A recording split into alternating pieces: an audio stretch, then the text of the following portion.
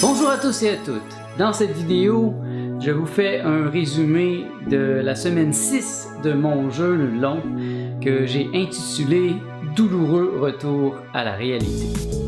Donc, puisque ça vous intéresse, demeurez à l'écoute.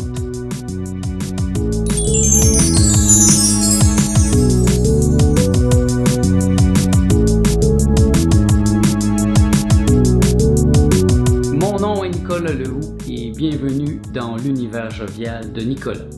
Dans toutes les vidéos que je mets sur ma chaîne YouTube, je vous propose un programme pour un nouvel univers, car une nouvelle ère nécessite une pensée nouvelle. En ce dimanche 30 avril 2017, je vais vous parler de la dernière semaine qui vient de se passer, qui en fait est la semaine 6 de mon jeûne long, qui a pris des tournants pour le moins inattendus. Ce fut donc une semaine haute en couleurs, avec des hauts et des bas qui m'ont fait faire des montagnes russes émotionnelles, physiques, spirituelles, et je compte vous en parler dans cette vidéo. Je vais donc commencer cette vidéo par vous faire un résumé de la semaine 6, donc au niveau de certains coups durs dans ma pensée qui ont été très douloureux, des révélations fortes que j'ai le goût de partager avec vous. Je vais vous parler aussi de certaines expérimentations culinaires que j'ai faites, certaines bonnes, certaines moins bonnes. Je vais aussi vous parler de mes lectures, de certains projets de jardinage, d'autres nouveautés dans ma pensée aussi qui se développent de semaine en semaine avec ce jeûne long qui m'amène à réfléchir vraiment sur le sens profond de la vie, de l'alimentation, de ce que je suis par rapport au monde. Et bien sûr, je vais terminer cette vidéo en vous présentant mes intentions pour la semaine 7 de mon jeûne long. En cette semaine 6, j'ai fait un jeûne de dimanche jusqu'à mercredi, 2 heures de l'après-midi. Ça a été très facile cette semaine, très confortable de faire mon jeûne. J'avais pensé le faire toute la semaine, mais en vérité, mes réflexions m'ont amené à penser que je serais peut-être mieux de recommencer à manger mercredi tranquillement pour m'habituer et être capable de manger le samedi ce que je voulais. Ça n'a pas été si évident que je l'avais imaginé, mais au moins la première partie de la semaine a été vraiment très agréable. J'ai pas eu de mal de tête cette semaine, mon corps était parfait, j'avais pas faim, j'étais dans un état neutre excellent qui m'a permis de réfléchir vraiment profondément sur certains sujets. Cette semaine, j'ai eu 2 révélations fort douloureuses qui m'ont littéralement coupé le souffle, un peu comme si j'avais reçu un coup de poing dans le ventre, là, et de manière figurative, c'est comme si j'avais mis un genou à terre, tellement que ça m'a fait mal de réaliser cela. Le jeûne est excellent dans le sens qu'il donne un espace de réflexion, un espace de détachement par rapport à nos problèmes, au monde, et c'est ce qui m'a permis d'avoir ces 2 révélations qui, bien que douloureuses sur le moment, m'ont permis d'avancer beaucoup dans ma pensée. Dans la dernière vidéo, je vous ai présenté des graphiques, notamment celui des compagnies qui font affaire avec Monsanto. Et puis, bien sûr, ça l'a emmené une réflexion profonde en moi, comme je suis sûr que ça l'a emmené une réflexion chez vous. Et bien sûr, j'en suis venu à un point où j'ai cherché à en savoir plus sur ces choses toxiques, et je suis tombé sur un article qui m'a vraiment fait mal. Il y a déjà 1 an, une amie m'avait donné une mijoteuse de la compagnie Croque-Pot, quelque chose du genre. Je ne l'avais pas encore utilisée parce que ça n'a pas donné, mais j'avais vraiment l'intention d'utiliser la mijoteuse bientôt, là, après mon jeûne, pour me faire des viandes, parce que la mijoteuse peut être très pratique. Tu mets un bon steak, ou tu mets des légumes, tu mets plein de choses dedans, et tu laisses ça cuire tranquillement, et c'est délicieux. Alors je l'avais même sorti, il était sur mon comptoir, et là j'ai trouvé un article qui me disait que cette sorte-là en particulier était fait avec du plomb, qui, avec la chaleur, se sortait par les parois et allait dans la nourriture. Et ça m'a fait vraiment mal parce que je me suis rendu compte que, en vérité, les toxines et les pesticides, ce n'est pas la seule chose qui nous rend toxiques. C'est aussi les instruments, les ustensiles qu'on utilise dans la nourriture. Et là, ça m'a donné un gros coup parce que j'ai réalisé que j'ai des instruments ici en téflon ou en fer, des choses qui ne sont pas bonnes pour la santé. J'ai donc décidé de me débarrasser de ma mijoteuse.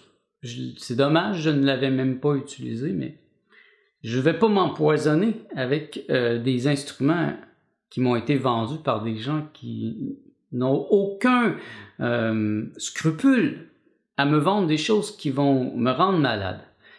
Et ça fait une réflexion profonde à propos de ce que j'avais compris dans mon expérience psychédélique. Vous pourrez remonter dans les dernières vidéos, celle qui s'intitule « La Sainte Semaine psychédélique », où j'ai été confronté à une race d'extraterrestres insectoïdes dont j'ai voulu me séparer. Et maintenant, je vois dans le monde physique, dans le monde dans lequel on vit ici, à quel point c'est partout, que c'est pas juste dans les aliments qu'il y a des toxines, c'est dans tout, même dans les meubles, dans le linge qu'on met. Et pour être en santé, et donc il me faut regarder attentivement tout dans ma vie. Et ça a été la première révélation difficile, c'est que ça va demander un travail extrême parce que je dois répertorier tout dans ma vie. Repenser tout et surtout les éléments que j'utilise pour faire de la cuisine. Est-ce que les ustensiles que je prends pour manger m'intoxiquent? Est-ce que les poêles, les casseroles que je prends pour faire cuire mon eau, pour faire cuire mes aliments, sont toxiques pour moi? Dans la majorité des cas, c'est oui. Et en début de semaine, j'ai beaucoup fait de recherches à ce sujet, essayer de trouver quels sont les éléments toxiques et quels sont les ustensiles, les outils dont je vais me débarrasser et quelle sorte je dois acheter pour que ça soit bon pour moi. Bien sûr, j'ai continué, comme vous le voyez, à vraiment gratter. Et puis, plus on gratte, plus on se rend compte qu'il y a quelque chose en arrière. C'est comme si on regarde un mur et puis on voit dans le coin en haut un petit bout qui est décollé, un petit bout du papier. Et là, on commence à gratter, à arracher, puis on se rend compte que finalement, c'est le mur au complet qui est pourri en arrière, qui a été caché par une belle petite feuille avec des fleurs, des arcs-en-ciel, des licornes, des belles petites choses qui en vérité sont vraiment très très superficielles parce qu'en arrière c'est pourri. Et donc ça m'a amené aussi à réfléchir sur les toxines dans les aliments. Je vous avais présenté ce graphique des aliments qui sont bons et ceux qui sont vraiment pleins de pesticides. Et ça, bien sûr, ça m'a amené à réfléchir sur les aliments que j'achète. J'ai un doute qui s'est insinué. J'avais très confiance en les légumes et les fruits du Québec. Je me disais, au Québec, il n'y a pas de pesticides dans mes légumes, c'est beaucoup mieux qu'aux États-Unis. Mais j'ai décidé d'en avoir le cœur net en allant au marché Jean Talon. Il y a un marché près de chez moi où il y a des producteurs qui viennent directement vendre des fruits et des légumes. Et ça fait des années que j'achète des légumes et des fruits de ces gens. Et j'ai donc décidé d'aller leur poser une question simple, mais très révélatrice. Y a-t-il des pesticides dans vos légumes et vos fruits? Et je vous dis que ça vaut la peine vraiment de faire cette question aux gens qui nous vendent la nourriture parce que ça a été une tombée de masque surprenante. Et je me suis rendu compte que plusieurs d'entre eux étaient vraiment de type reptilien, c'est-à-dire qu'ils n'avaient vraiment aucune éthique au niveau de la santé et de l'environnement. Ça a été très surprenant. Un seul des producteurs m'a présenté des produits sans pesticides. Et je ne devais pas être la première personne à lui poser la question, parce qu'il n'était pas surpris. Et la majorité n'était pas surpris. Mais ils m'ont presque tous dit que oui, ils prennent des pesticides et même ils allaient plus loin en me disant que c'est impossible de faire pousser des pommes, par exemple, sans pesticides. Impossible. Comment ça peut être impossible de faire pousser des pommes sans pesticides alors que les pommes existent depuis des milliers d'années? Et les pesticides, c'est pas simplement sur les pommes, hein, ça se répand dans l'environnement, ça se répand dans l'eau. Et donc, ces gens ont vraiment un problème d'éthique très profond. Et ça a été ma deuxième révélation douloureuse. Ça a fait vraiment mal de me rendre compte que ces gens qui ont un beau sourire et qui te vendent des belles pommes et des beaux légumes, finalement, je me suis rendu compte que ce ne sont pas des gens qui ont à cœur ma santé, à une exception près.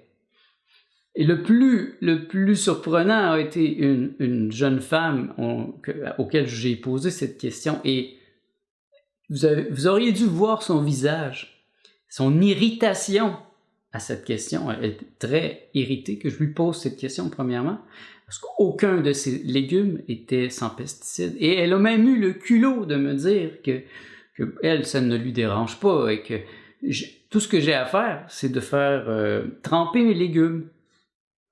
Comme si ça allait enlever les pesticides. Parce que si on étudie la question, on se rend compte que les pesticides sont mis dès le départ. Donc, sur les fleurs, et puis peu à peu. Et donc, les pesticides sont partout, pas juste sur la couche extérieure d'un légume ou d'un fruit. Et ça a été le deuxième coup dur. Encore là, j'ai eu, de manière figurée, j'ai mis un genou à terre. Tellement que ça m'a donné ça m'a choqué, ça m'a fait mal de voir ça. Mais en même temps, comme le dit bien Nietzsche, ce qui ne me tue pas me rend plus fort. Et ça m'a amené à réfléchir sur d'autres sujets dont je vais vous parler un peu plus loin. Parce que, c'est évident, je vais boycotter ces gens qui n'ont pas à cœur ma santé, qui veulent me vendre des légumes et des fruits remplis de pesticides. Comme je l'ai dit au début, il y a eu des hauts et des bas cette semaine. Ça a été une semaine rocambolesque. Il y a eu des moments, bien sûr, où c'était douloureux moralement, mais j'ai aussi eu des moments génial d'inspiration. J'ai pu essayer quelques recettes à partir de mercredi, dont en particulier le meilleur chocolat que je n'ai jamais mangé de ma vie. Et c'est moi qui l'ai fait. Et c'est d'une simplicité incroyable. C'est 3 ingrédients. Du beurre de cacao, du cacao cru et de l'huile de coco. Tout simplement. Et ça fait un chocolat délicieux. Je me suis acheté des moules pour faire les chocolats. Et franchement, j'étais très surpris. Par contre, je me suis fait avoir à ma propre fantaisie en cuisinant des plats un peu plus élaborés à partir de mercredi. Et ça, j'en ai pâti. J'ai, entre autres, essayé des algues. J'avais jamais mangé vraiment des algues avant. Et ça l'a pas passé. Mon estomac a été vraiment choqué vers la fin de la semaine. C'est vraiment difficile de revenir dans le monde. Et parce que l'estomac est super fragile présentement, mon estomac, et je suis gourmand, bien sûr, et je suis curieux. Et donc, je me suis fait des sauces, je me suis fait des pains déshydratés. Et le mélange de tout ça, ça n'a pas passé. Franchement, ça a amené vraiment à des moments très douloureux physiquement. Ultimement, ça m'a mené hier durant la nuit, à une diarrhée. C'était vraiment forte. Je l'ai jamais vu, j'ai jamais senti ça avant. Mon estomac n'en pouvait plus et ça l'a vraiment pas passé. Et puis j'ai mal dormi cette nuit et j'ai été aux toilettes la majorité du temps. Et ça a été comme un build-up à partir doucement, mercredi, jeudi, au vendredi, ça a commencé à avoir beaucoup de gaz dans mon ventre et hier, ça a culminé vraiment à une diarrhée. Et donc, je me rends compte que il y a des étapes à faire et que je suis un peu extrémiste, je vais très rapidement dans beaucoup de choses dans ma vie, je suis quelqu'un de très rapide, très proactif. Et je me rends compte que pour ce qui est du retour dans le monde, retour vers l'alimentation, je vais devoir y aller tranquillement et changer vraiment ma pensée à ce niveau. Au niveau des lectures, j'ai reçu cette semaine un nouveau livre de David Wolfe qui s'intitule The Sun Food Diet Success System. Excellent livre, j'ai passé à travers déjà 2 fois. Il y a des bons côtés, des mauvais côtés, il y a des longueurs, bien sûr. Il y a une grande partie qui est de la motivation. Et vraiment, je n'ai pas besoin de motivation. C'est la motivation à l'américaine, très simpliste, de comment prendre en charge sa vie, comment mettre des buts. Et ça, j'en ai pas besoin. Ma vie va vraiment bien, je suis heureux, je suis très satisfait. J'ai pas besoin de me faire dire comme un enfant comment remettre ma vie en piste. Par contre, il y a un aspect très technique dans ce livre au niveau de l'alimentation crue et ça, j'ai beaucoup aimé. J'ai pris beaucoup de notes. Il parle beaucoup des aliments. Il parle de comment les agencer aussi, qu'est-ce qu'une alimentation saine dans le cadre d'une alimentation crue, les quantités, par exemple, de légumes, de tout ce qui est vert, les quantités de fruits, de ce qui est sucre et de gras comme les avocats, etc. Et ça, j'ai beaucoup apprécié parce que je me pose beaucoup de questions sur comment justement, quoi prendre, en quelle quantité, pour avoir une alimentation bien balancée, pour ne manquer de rien. Ça mène à beaucoup d'expérimentation, mais je me rends compte que mon estomac n'est pas encore prêt pour déployer complètement ce système, qui me semble vraiment inspirant. Comme je l'ai dit, je ne crois pas devenir un 100% crudivore parce que j'aime la viande et je crois que c'est important de bien balancer ma vie, mais c'est évident aussi que je veux qu'une majorité des aliments que je vais manger vont être crus parce que ça va vraiment m'augmenter, ça va être beaucoup plus bénéfique pour moi. Et ça, c'est important, de maximiser mon alimentation. Et ce livre est rempli d'informations très intéressantes sur l'alimentation crue. Et je vous le suggère parce que c'est vraiment intéressant. Et bien sûr, j'ai pu relire ce livre, Superfood, qui est un super complément à l'autre livre de David Wolfe. J'ai commandé plusieurs de ses livres que je devrais recevoir bientôt. Celui-ci, j'en ai parlé dans la dernière vidéo. Il est particulièrement intéressant au niveau des super aliments. Il les passe en revue et il les décrit très bien. Donc, j'y suis revenu, j'ai pris des notes et c'est des choses que je veux intégrer dans ma vie pour être plus énergique, plus intelligent, plus beau, plus maigre aussi. Et je remercie David Wolfe pour ses lectures très intéressantes. Grâce à ces 2 livres, mes idées sont beaucoup plus claires à présent. Je pourrais pas dire qu'elles sont encore synthétisées. J'ai encore beaucoup de travail à faire de compréhension et de tri. Parce que David Wolfe est un yogi. Il parle beaucoup du yoga, des techniques orientales, hindoues. Et ceux qui me suivent savent aussi que moi, je suis plutôt un bogi. Le bogi, c'est le contraire du yogi. Donc moi, la dominante dans ma vie n'est pas une dominante orientale. Vous ne me verrez pas vous dire « Ah, namasté ». Non, moi je suis plutôt occidental et résolument occidental et mes racines viennent des Grecs et des Latins et c'est là que j'ai trouvé la plus grande sagesse. J'ai bien sûr beaucoup étudié le yoga et les techniques orientales, surtout l'hindouisme, mais ce n'est pas dominant dans ma pensée. Donc lorsque lui me parle du karma des aliments, moi je prends ça avec un grain de sel. Pour moi, le karma, je mets ça à la poubelle. Je pense que le karma est lié bien sûr à des choses qu'on a fait dans le passé, dans le temps, et je suis immatérialiste. Pour moi, la matière n'existe pas, donc le karma, pour moi, est plutôt le résultat de mes pensées ici et maintenant. Donc si je regarde mes pensées ici maintenant, je peux très bien me passer du concept du karma Et c'est les seuls petits points qui m'ont peut-être dérangé. C'est des longueurs qui me semblent inutiles dans son livre, mais qui pourront certainement en inspirer plusieurs. Nous avons eu un printemps pluvieux, froid et vraiment déprimant ici au Québec cette année. Je peux compter les journées de soleil sur ma main. Et cette semaine, nous avons eu quelques journées de soleil. J'en ai profité pour prendre un peu de soleil, ça m'a fait du bien.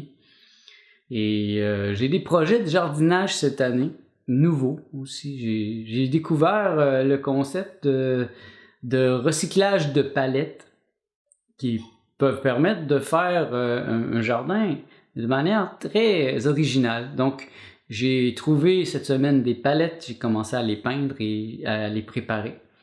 Ce n'est pas encore le temps de cultiver au Québec, il fait encore trop froid, mais je prépare mon été et je compte faire pousser plusieurs fines herbes et quelques légumes aussi, parce que je pense que c'est important de comprendre son alimentation.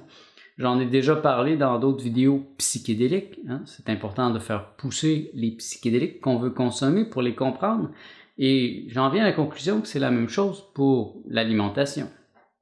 Je n'ai pas vraiment beaucoup d'espace et ça pourra pas me nourrir vraiment beaucoup, mais si je fais pousser quelques légumes et que j'apprends à les rendre à maturité, je crois que ça va m'aider à comprendre mieux mes aliments, à me comprendre mieux aussi, à développer des aptitudes qui se sont perdues très rapidement parce que mes parents ont vécu à la campagne sur des fermes.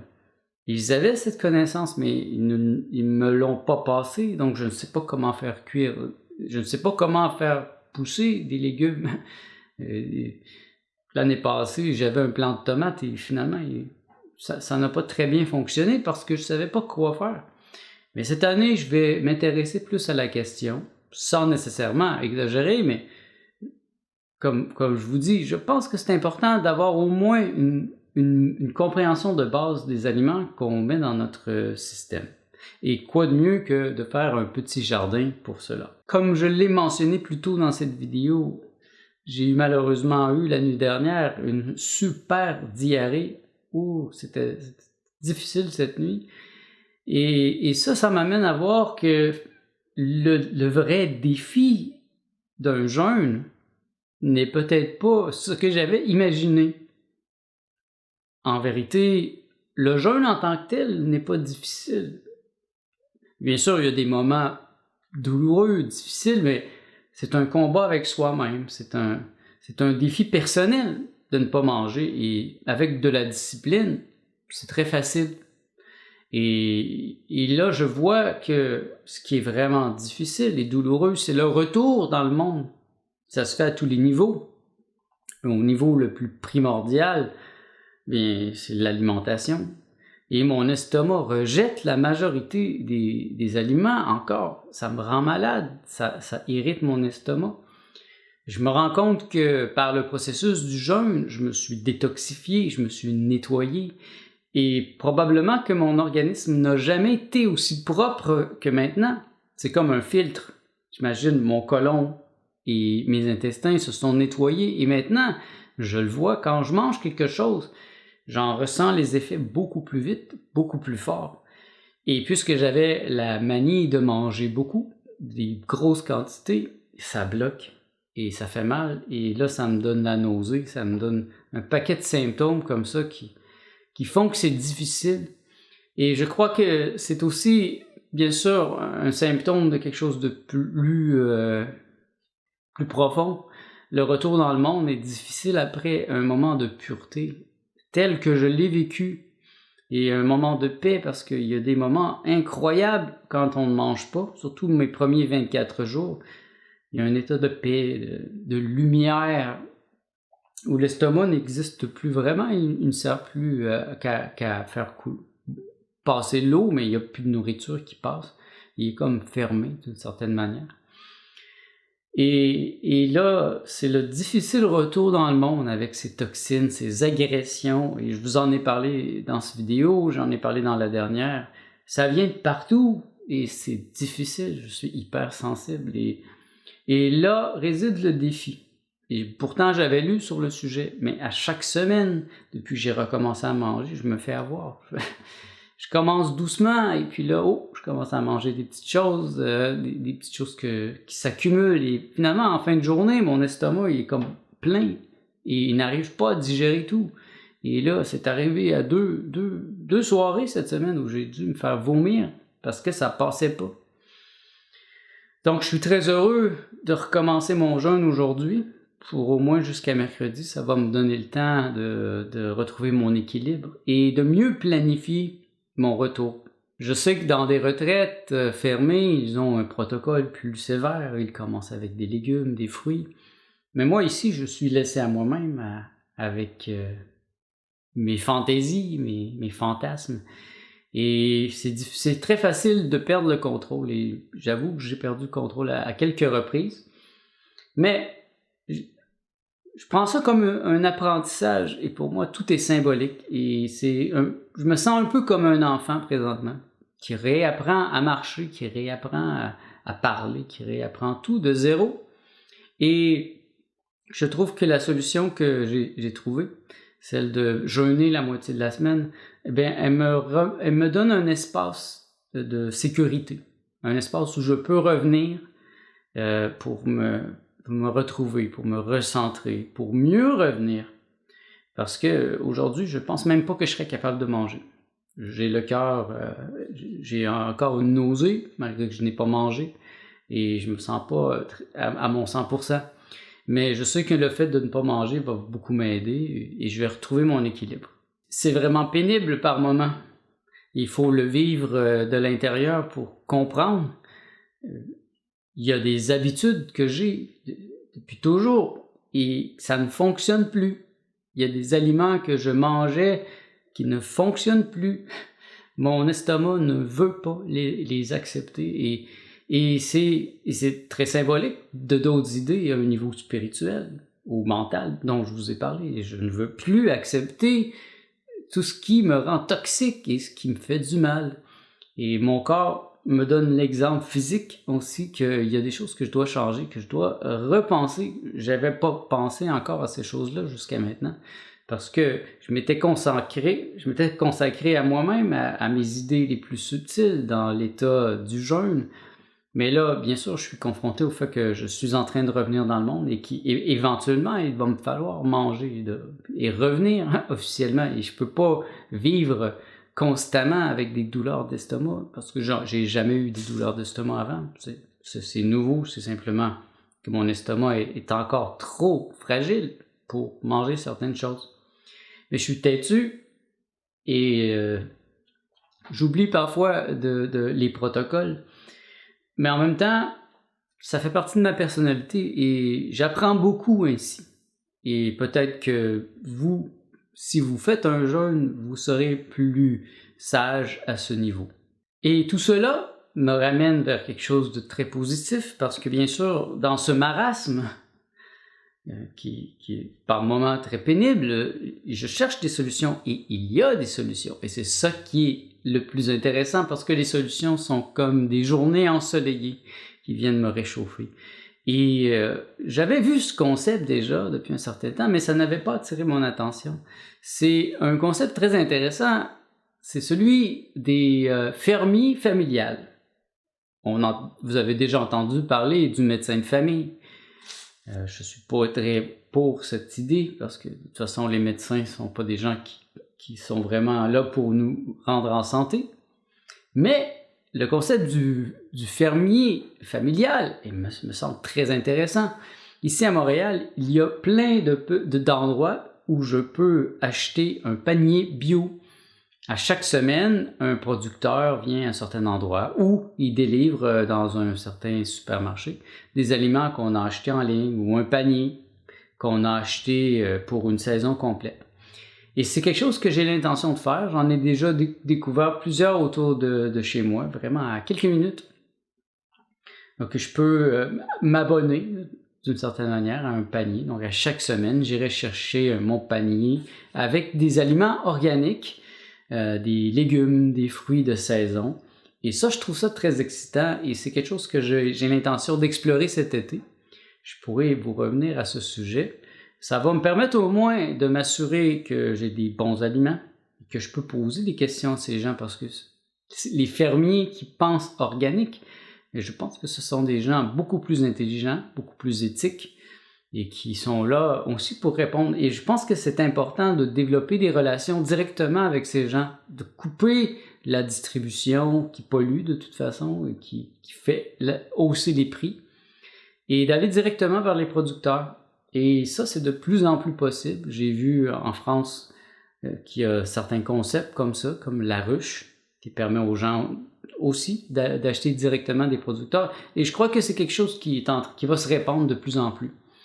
Donc, ceux qui veulent manger des produits toxiques, ben allez-y. Et puis, il y en aura toujours qui s'en foutent éperdument de ce qu'ils mangent. C'est pas important pour eux. Mais si pour vous, c'est important, il y a des solutions. Et moi, j'en ai découvert quelques-unes et je vais continuer à réfléchir sur ce sujet parce que mon jeûne n'est pas terminé. Je le sens très bien. Il y a encore du travail à faire et mon corps me le dit, ma pensée me le dit. Et malgré les protestations de mon entourage qui croient que c'est le temps de revenir, je sais très bien que je ne suis pas prêt, qu'il y a encore une réflexion à faire. Je veux être méthodique et je veux penser à tout pour ne plus avoir à y revenir. Parce que c'est comme si tu as une pomme pourrite dans un bac, cette pomme va faire pourrir tous les autres. Donc, si j'ai une idée pourrite dans ma pensée, elle va faire pourrir tous les autres. Même si je me suis purifié dernièrement, si j'ai encore quelques idées pourries, ça risque de tout faire rater.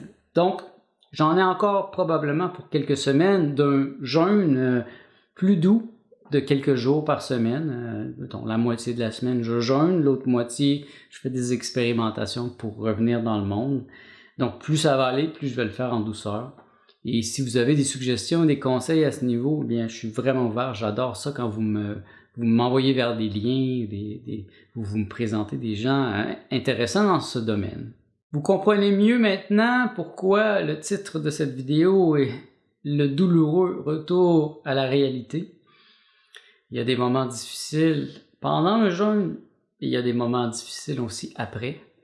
Et c'est toute une stratégie. Et mon intention pour la semaine 7, la prochaine semaine, reste similaire à ce que j'ai fait cette semaine. C'est-à-dire que je pense jeûner d'aujourd'hui, dimanche, jusqu'à mercredi. Peut-être jeudi, mais peut-être mercredi. L'important, c'est d'avoir une partie de la semaine où je peux me retrouver dans un contexte où je n'ai pas besoin de manger, où je peux revenir dans ma petite bulle, mon petit cocon doux et confortable. Parce que au point où j'en suis, c'est rendu très très confortable de jeûner. Parce que les principales toxines sont parties et mon corps est habitué. Et donc, à partir de mercredi, je devrais réintégrer l'alimentation. Et cette semaine, j'ai vraiment l'intention de le faire plus doucement que jamais. Donc, probablement mercredi, seulement des fruits. Peut-être des jus de légumes. Et après ça, des légumes. Je vais essayer d'éviter les noix, essayer d'éviter toutes les choses qui m'ont vraiment fait du mal cette semaine. Et j'aimerais pouvoir samedi manger un petit peu plus originalement, manger des choses qui sont plus difficiles à digérer. Et si je l'ai fait intelligemment, je devrais être plus fort. Cette semaine, ça s'est pas bien passé, mais ça veut pas dire que la semaine prochaine, ça se passera pas bien. Donc, je pense que ça va être une semaine très intéressante. Je vais continuer à lire et à chercher. Et encore là, j'ai des révélations très intéressantes chaque semaine que je ne pouvais même pas prévoir. Les deux dernières, la semaine passée, les deux révélations qui m'ont fait le plus de mal, je les ai pas vues venir et c'était là la force de ces révélations, c'est que ça m'a choqué dans les plus profonds sous-bassements de ma pensée. Mais ça, c'est très bon pour moi, c'est régénérateur et je suis prêt à régénérer ma pensée à ce niveau-là. Et ça va se transmettre dans ma pensée, dans mes idées, dans mon art, dans tout ce que je fais. Et ça, pour moi, c'est une preuve qu'il faut que je continue et que je le fais bien d'une certaine manière. Même si parfois je suis un peu naïf et que je fais des erreurs de jugement, je crois qu'en vérité, il n'y a pas d'erreur. je fais pas d'erreur. Et même ce qui paraît une erreur est en fait un mouvement stratégique de mon être. Merci donc d'être à l'écoute et de m'appuyer dans cette formidable aventure. Je m'en rends compte maintenant, c'est un voyage incroyable, le jeûne. En restant sur place, j'ai voyagé, j'ai vraiment l'impression d'avoir fait le tour du monde dans les 6 dernières semaines. Pourtant, je n'ai pas bougé d'ici. Mais j'ai eu des moments d'exaltation incroyables et d'autres, ok, plus difficiles, mais dans l'ensemble, je suis très satisfait de ce qui m'arrive et de mon apparence physique aussi. J'ai beaucoup maigri et je compte demeurer maigre. Et ça contribue bien sûr à me rendre plus jeune. Et je me sens plus jeune, bien sûr. Et je continue de maigrir, bien sûr. Et ça paraît. Moi, je peux regarder la première vidéo de mon jeûne et c'est évident, je vois vraiment une différence. Et vous aussi, vous la voyez.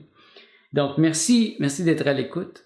Et ça me touche de savoir que plusieurs d'entre vous aussi ont fait des jeûnes et qui veulent en faire aussi. Parce que je crois que c'est une très bonne manière de reprendre le contrôle de sa santé, de réfléchir sur son alimentation. Et il y a des très grands bénéfices au jeûne. Il vous suffit de faire quelques recherches sur ce sujet pour vraiment le comprendre très rapidement.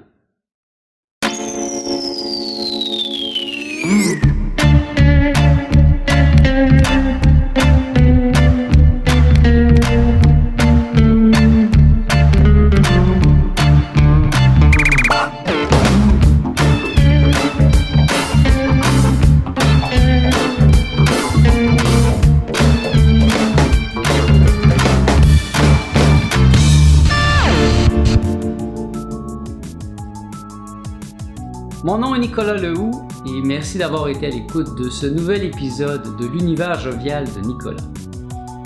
Je vous invite à me donner un pouce afin d'aider d'autres gens à trouver cette vidéo.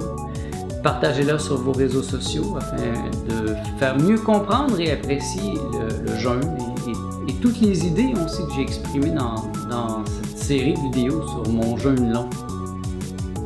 Je vous invite aussi à vous abonner à ma chaîne afin de recevoir chaque semaine les notifications à propos des nouvelles vidéos que je vais y ajouter. Car, en effet, chaque jeudi, j'ajoute une nouvelle vidéo sur ma chaîne YouTube.